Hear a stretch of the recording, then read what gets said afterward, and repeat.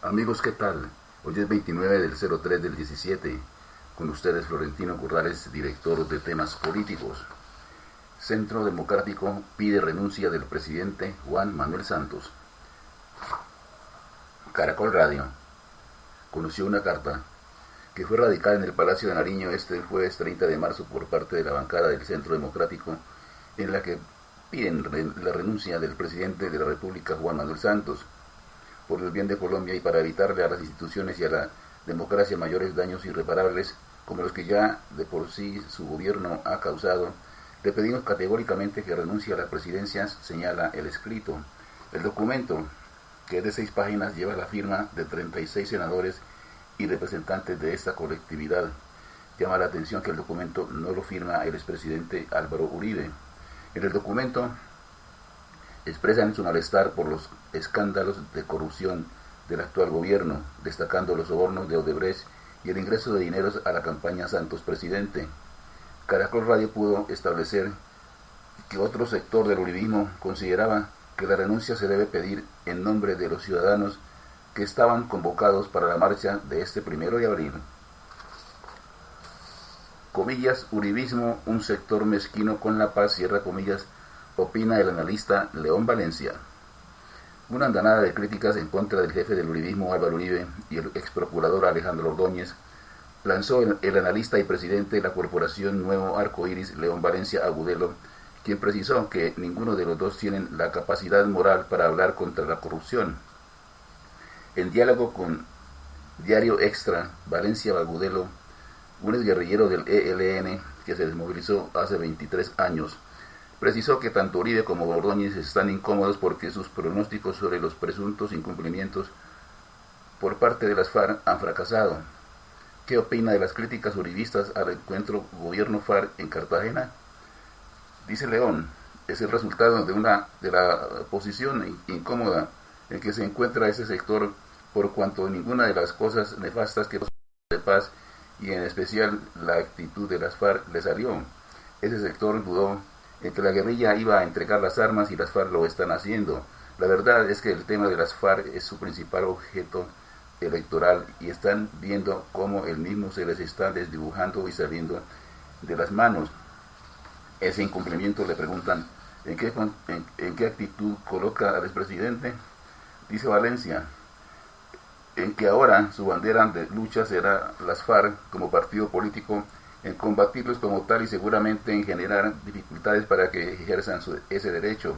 Le preguntan, ¿cómo califica usted la postura del uribismo? Responde el señor Valencia, simplemente que es una cuestión muy mezquina, ya que no dejan avanzar el país hacia adelante sobre la base de la desmovilización de los grupos violentos.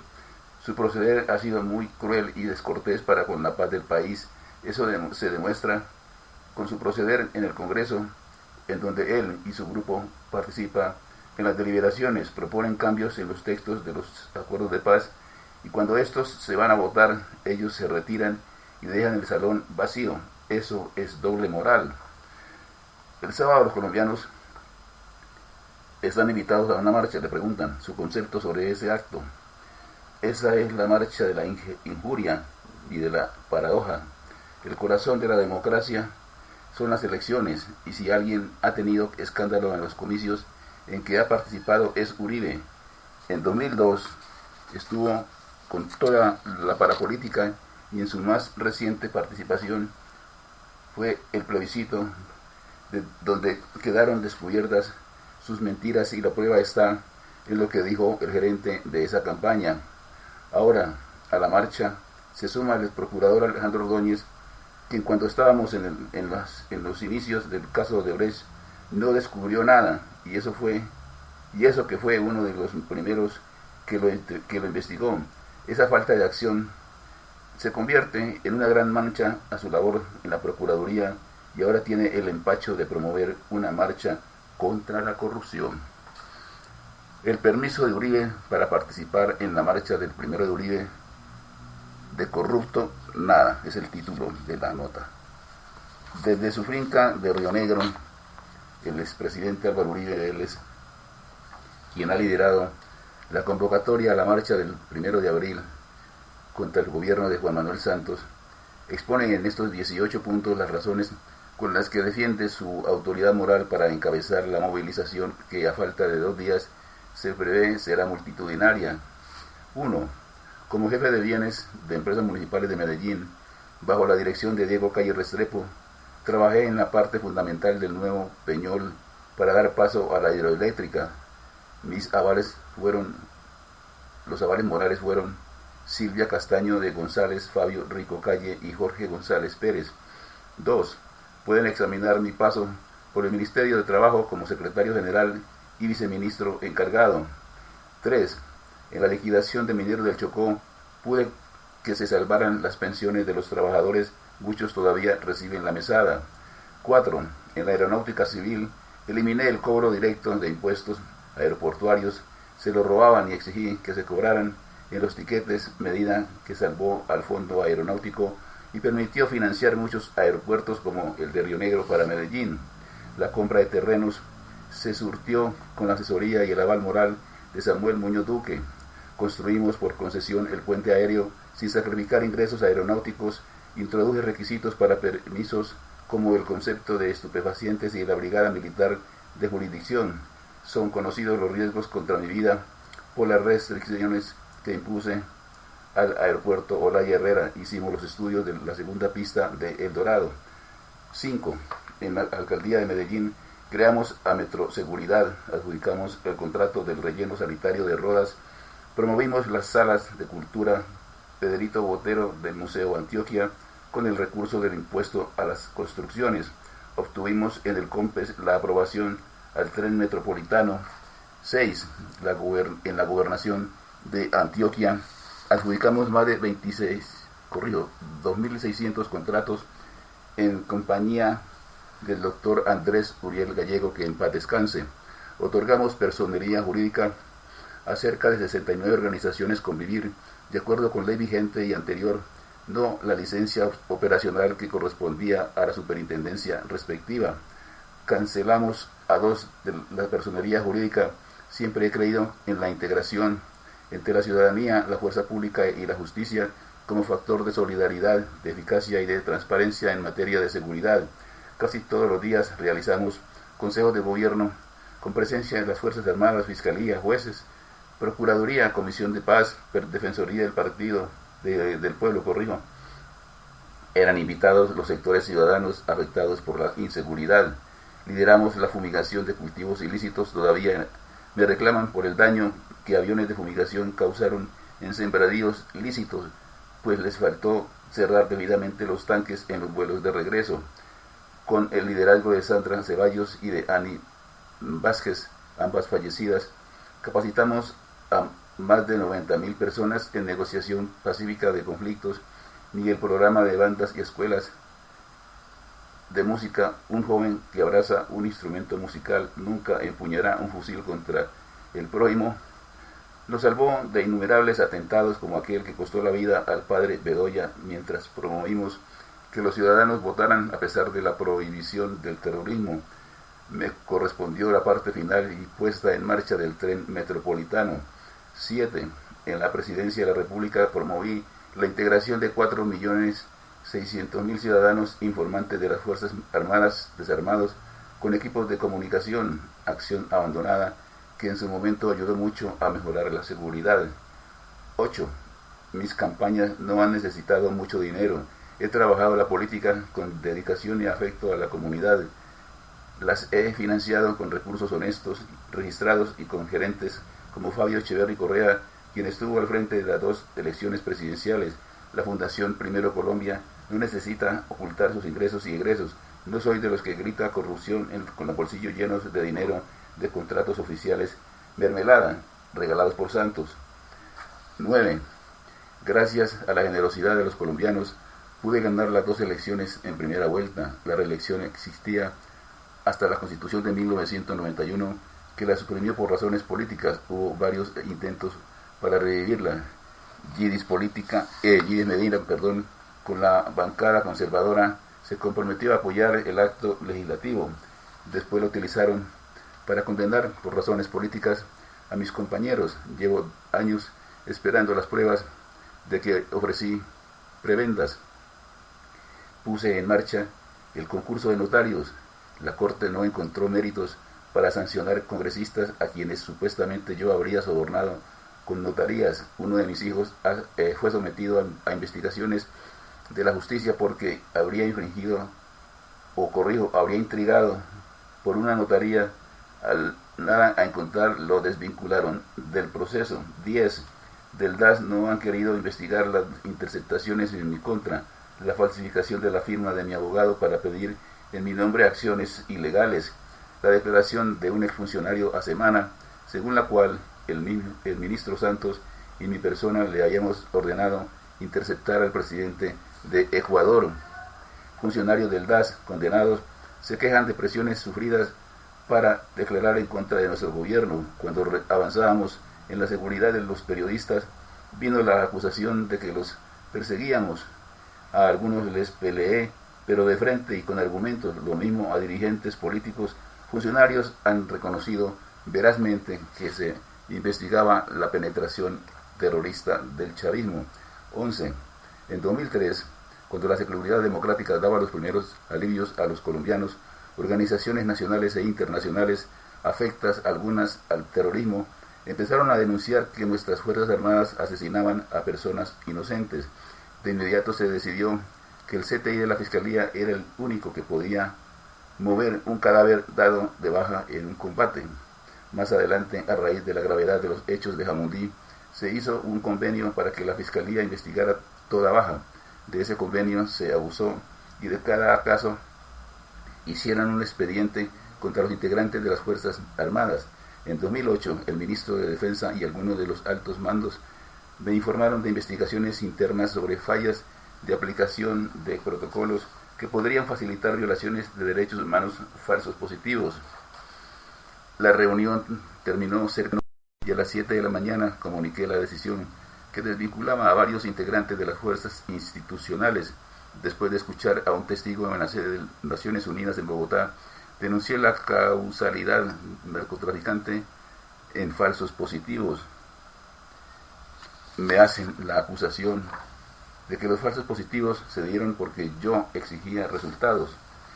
Lo hacía en todos los campos, como lo conocieron los colombianos que seguían en televisión los consejos comunales de los sábados.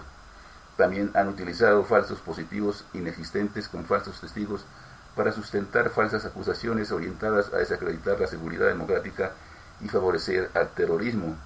12. El Centro Democrático tiene una bancada cumplida, honrada, coherente, hace oposición sin prebendas.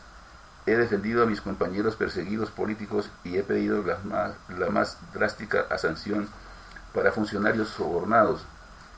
13. He solicitado que levante la mano algún contratista que en mi larga carrera política pueda decir que lo he favorecido o perseguido en contra de la ley. 14. Introduje las audiencias públicas de contratación para adjudicar la concesión del aeropuerto El Dorado. La audiencia tomó 2 meses. También pusimos en marcha las veedurías comunitarias y el portal de compras del Estado. El programa Contratistas Visibles obligaba a estos a dar la cara a la comunidad durante los consejos comunitarios. En lugar de recursos parlamentarios corruptos, mermelada, como se conoce, las asignaciones regionales se discutían en consejos comunitarios y en audiencias públicas. 15. Santos ha permitido el robo de Salucop y de Caprecón. Para disimularlo, rodaron el infundio de que mi señora era la dueña de la primera, congresistas que ofrecían sus servicios para cobrar las cuentas de Caprecón se robaban la salud. Me acusaban de ser el culpable de los males por la ley 100.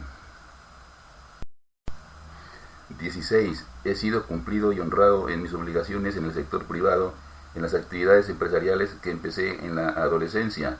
Mis bienes son conocidos, todos declarados, no tengo testaferros y de nadie lo he sido. He informado al país sobre una cuenta bancaria en el extranjero, el origen de sus fondos y la cuantía.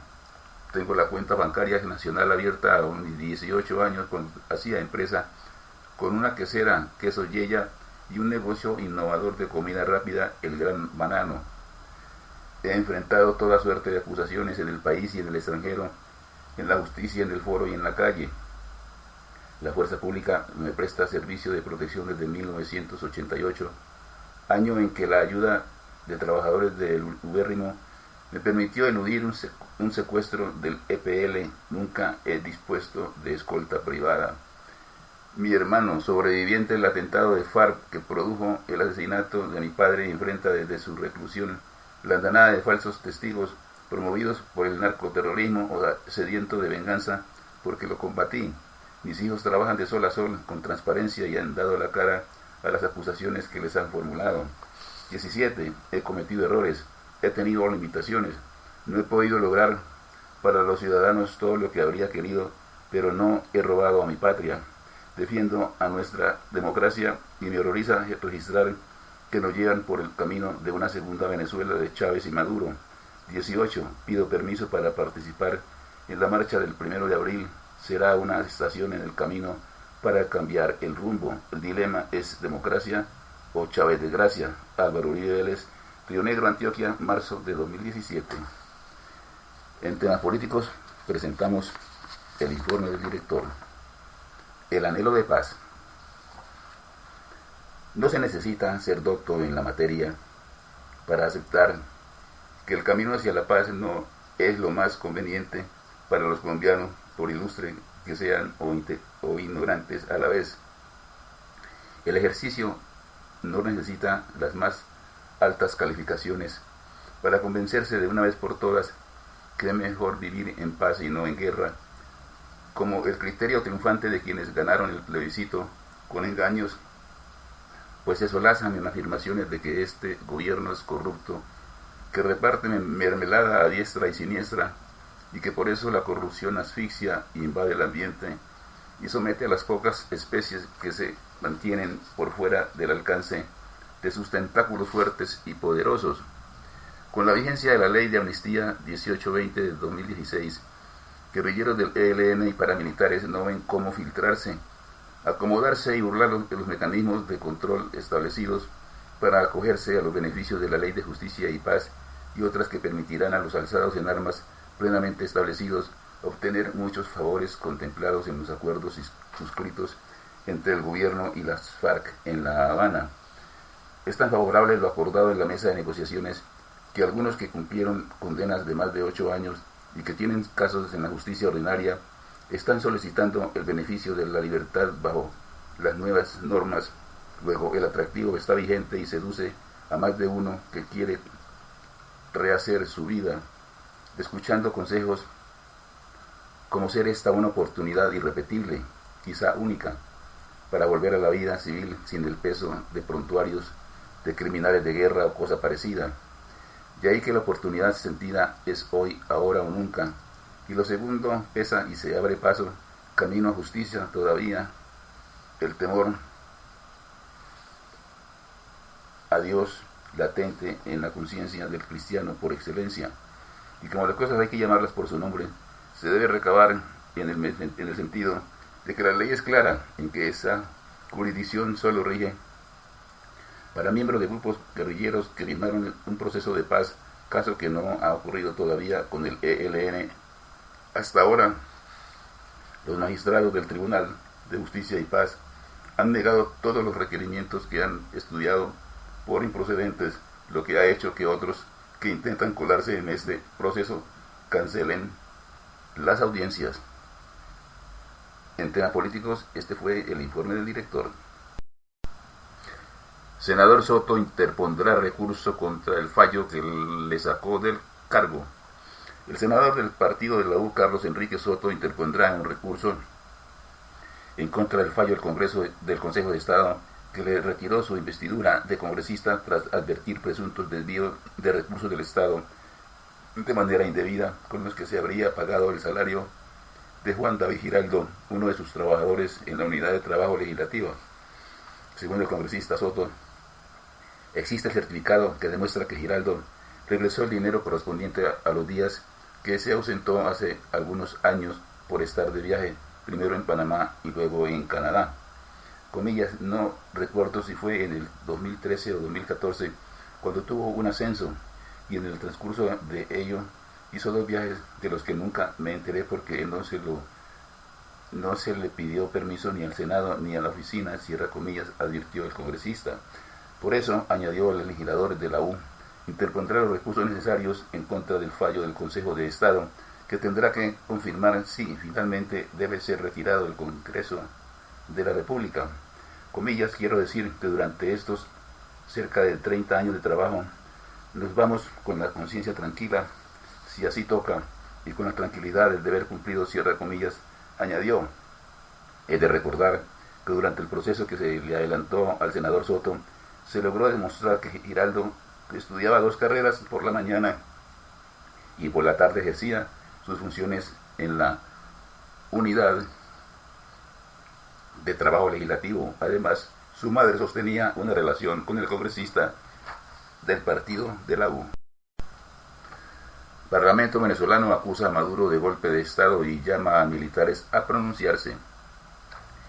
El Parlamento venezolano, de amplia mayoría opositora, acusó este jueves al presidente Nicolás Maduro de dar un golpe de Estado, luego de que el máximo tribunal asumió mediante sentencia las competencias del legislativo.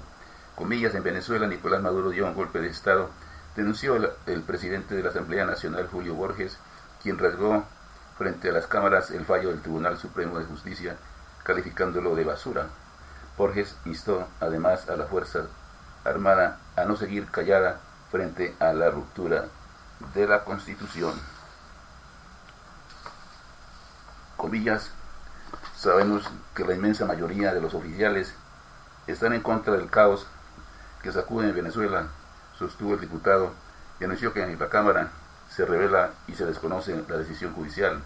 La noche del miércoles, la Sala Constitucional del Tribunal Supremo de Justicia asumió las funciones del Parlamento en un dictamen que, según analistas, representa un paso más hacia un modelo autoritario, mientras persista la situación de desacato y de invalidez de las actuaciones de la Asamblea Nacional. Esta Sala Constitucional garantizará que las competencias parlamentarias sean ejercidas directamente por esta Sala o por el órgano que ella disponga, indicó el fallo. La oposición anunció protestas a partir del sábado.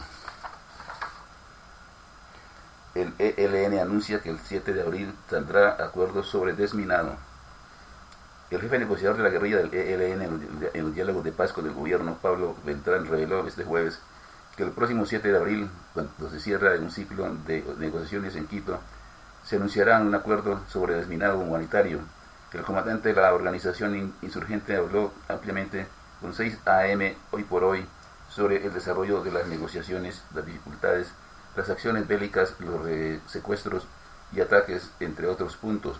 El anuncio lo hizo este jueves en 6 AM de Caracol Pablo Beltrán, jefe negociador del ELN, quien dijo que cuando se está cumpliendo un año de que se firmó el acuerdo de agenda, se están buscando elementos para cambiar en la mesa y llegar a un cese bilateral. Comillas, nosotros lo hemos llamado gota a gota y progresivo, de ir buscando acuerdos, y también hemos puesto en la mesa nuestras preocupaciones, como es el asesinato de líderes, y aspiramos que de aquí a que termine este ciclo hayamos logrado acuerdos que mitiguen todos estos dolores, cierra comillas, afirmó Beltrán. Hasta aquí, temas políticos. La invitación muy cordial para que nos sigan en Twitter, Facebook, YouTube, de lunes a viernes en este mismo horario. Muchas gracias por su sintonía. Los espero mañana. Buenas noches.